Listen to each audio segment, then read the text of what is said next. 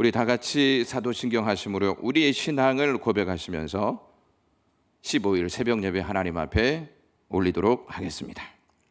전능하사 천지를 만드신 하나님 아버지를 내가 믿사오며 그 외아들 우리 주 예수 그리스도를 믿사오니 이는 성령으로 잉태하사 동정녀 마리아에게 나시고 본디오 빌라도에게 고난을 받으사 십자가에 못 박혀 죽으시고 장사한 지 사흘 만에 죽은 자 가운데서 다시 살아나시며 하늘에 오르사 전능하신 하나님 우편에 앉아 계시다가 저리로서 산 자와 죽은 자를 심판하러 오시리라.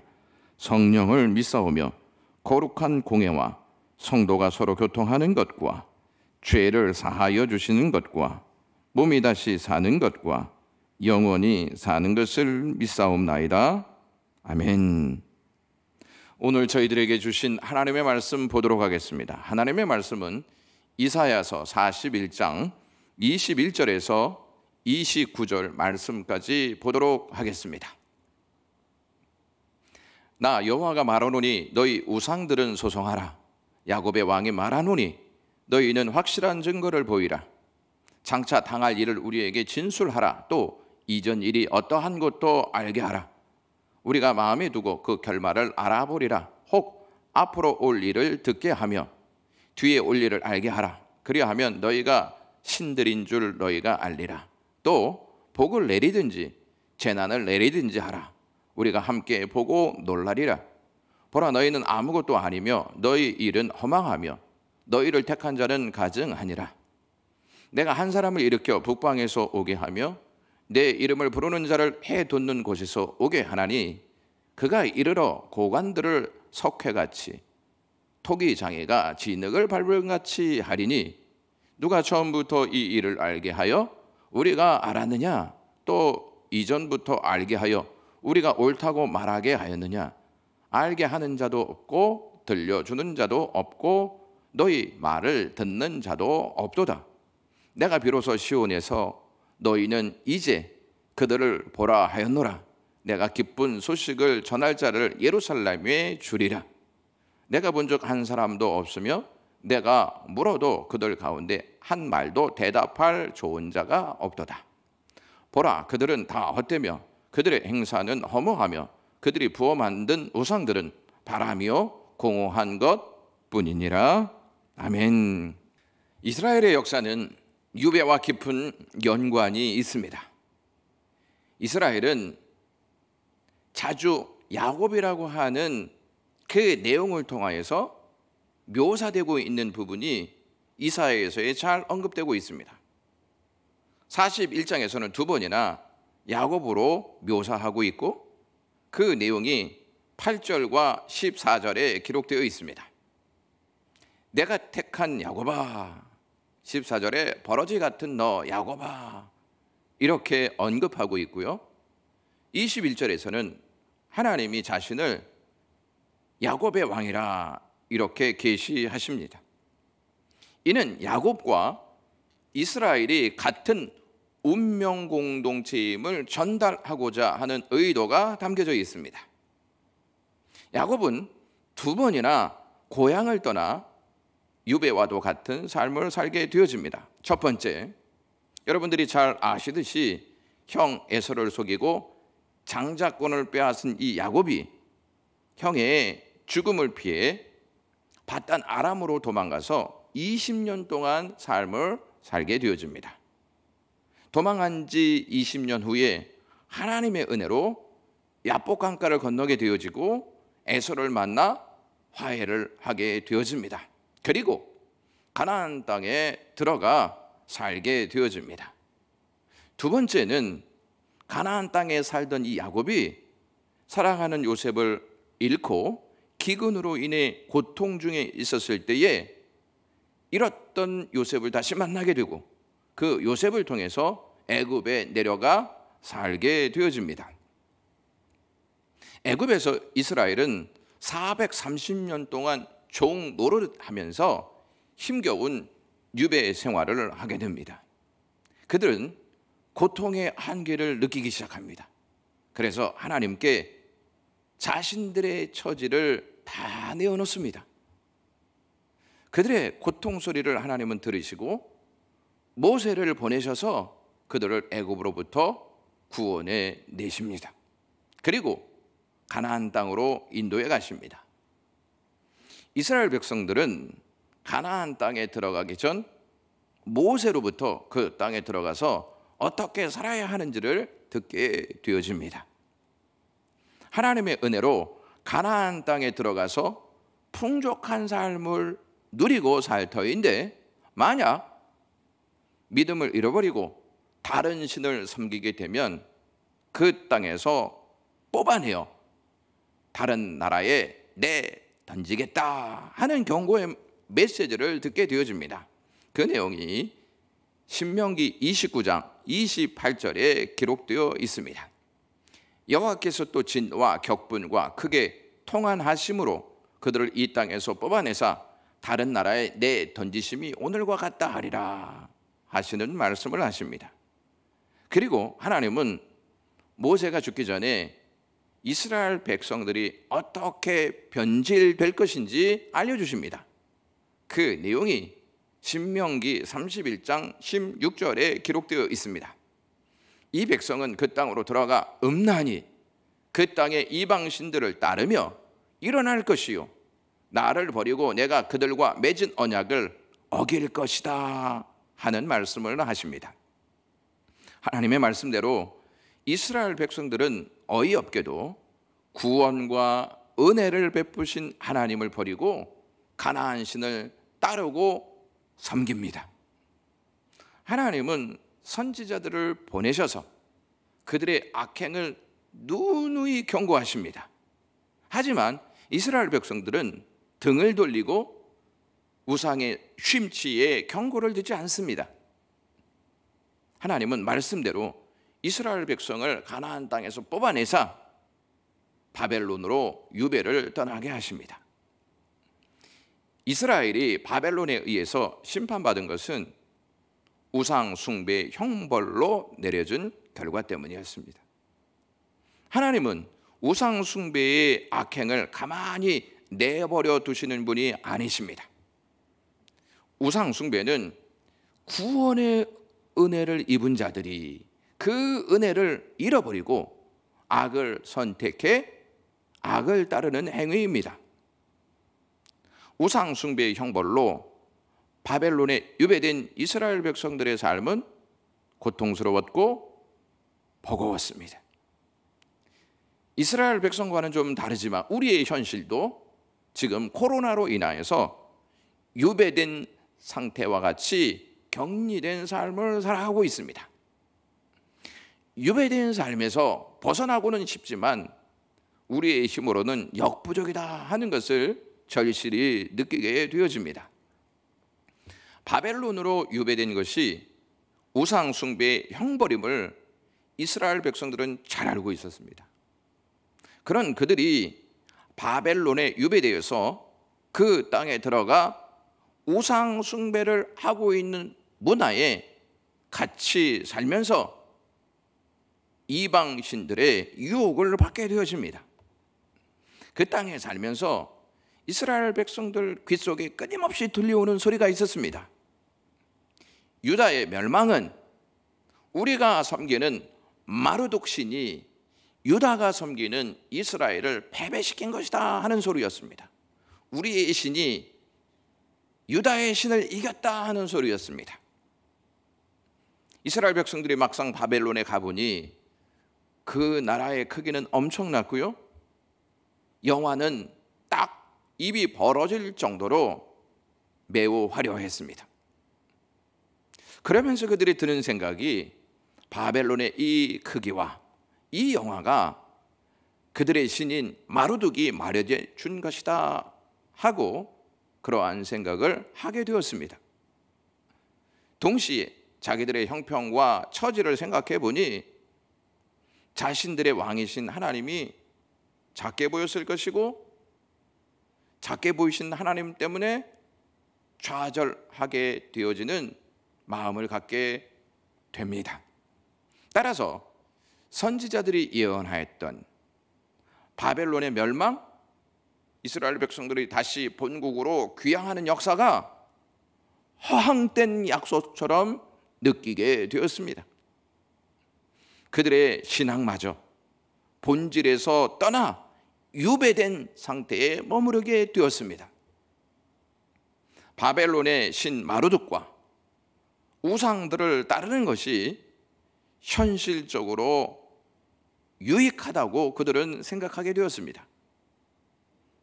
오늘날 우리도 이스라엘이 바벨론 한복판에서 받은 우상의 유혹을 똑같이 받고 있습니다.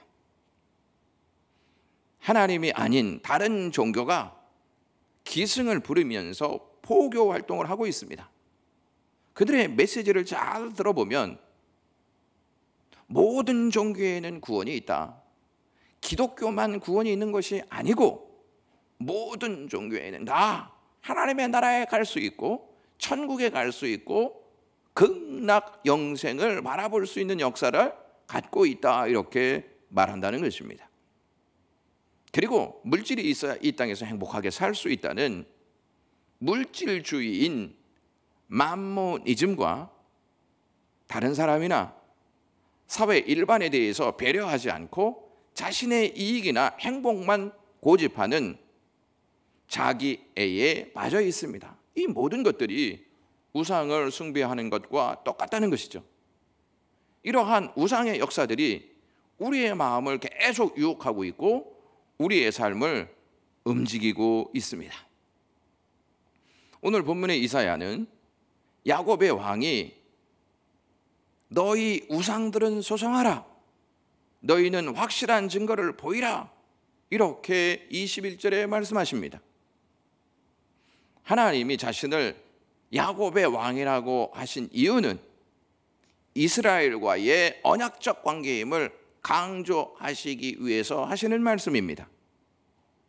그 하나님이 열국의 우상들을 향해 법정으로 나와 하나님을 소송하고 하나님보다 나은 신이라는 것을 증명해 보이라, 이러한 말씀을 오늘 본문에서 하십니다. 이전의 일이 어떠한 것도 알게 하고 또 장차 당할 일을 진술하되 앞으로 올 일과 뒤에 올 일을 알게 하고 복을 내리든지 재난을 내리든지 하면 그 결말을 보고 놀랄 것이 아니겠느냐 하시는 말씀을 22절과 23절에서 하십니다. 과거에 한 일이 있으면, 너희 우상들이 과거에 한 일이 있으면 말해봐라. 우상들이 미래의 일들을 우리에게 알려주는 것이 있었다면 말해봐라.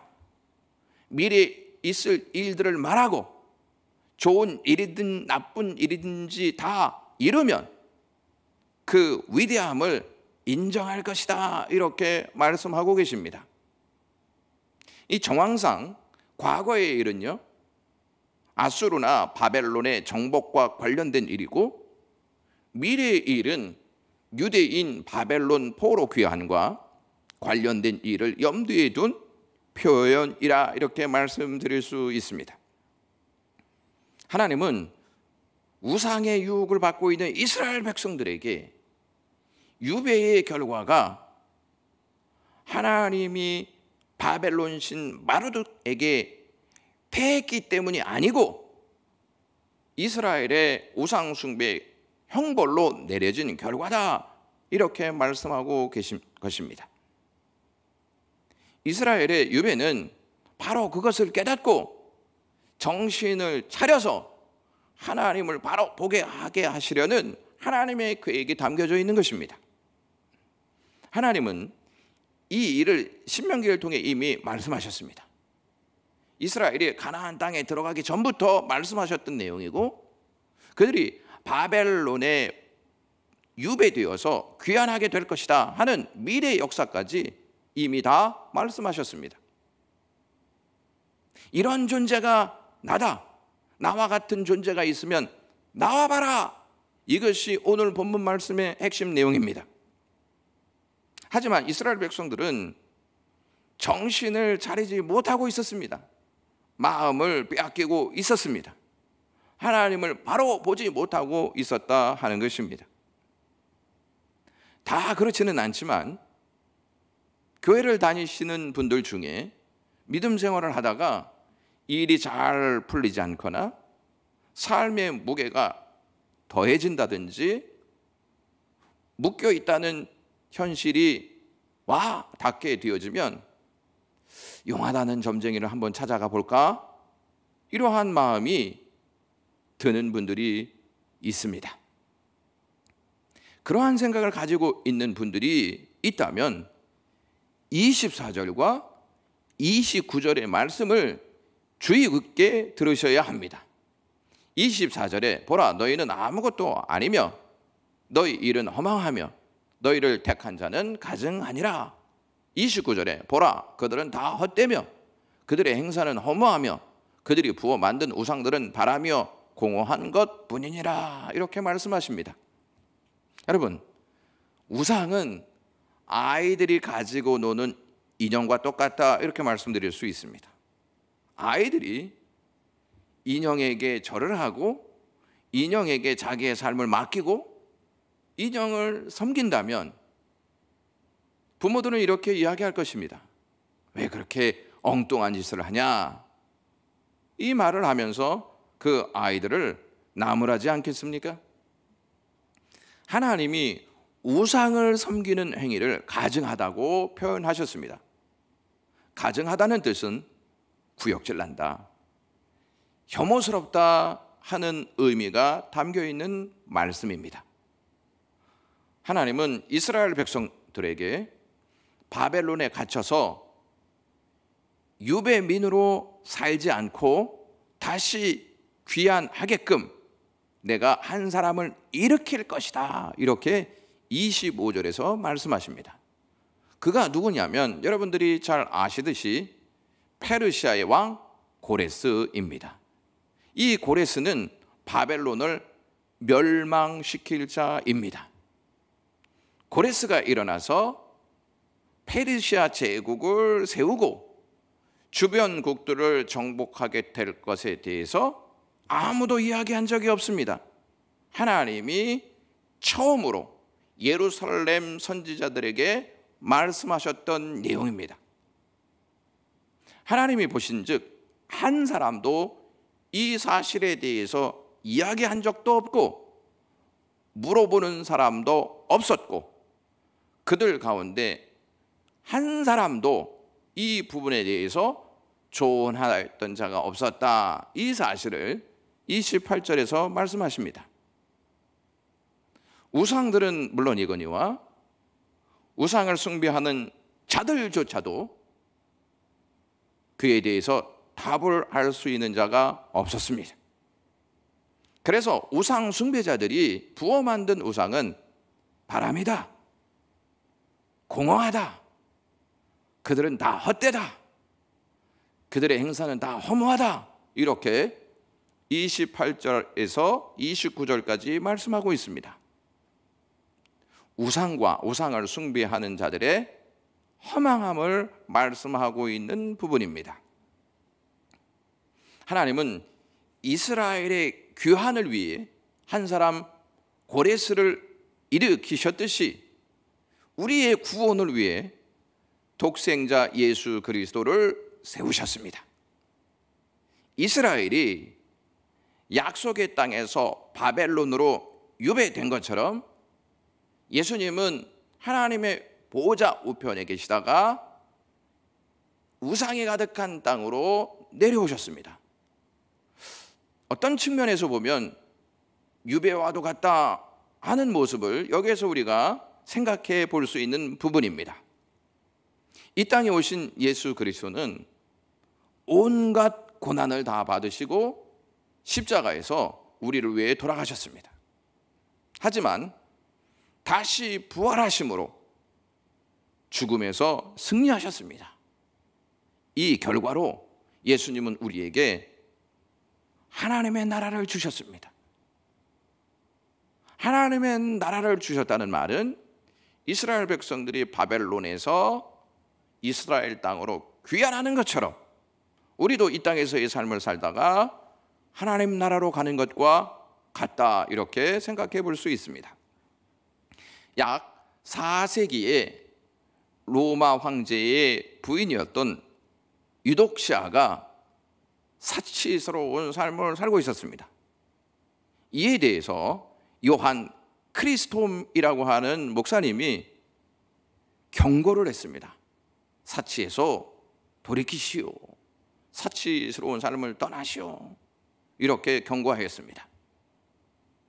그에게 내려지는 벌이 무엇이었냐면 유배지로 보내는 역사가 그에게 내려졌습니다. 제자들이 흥분되어서 이 크리소스톰에게 몰려왔습니다.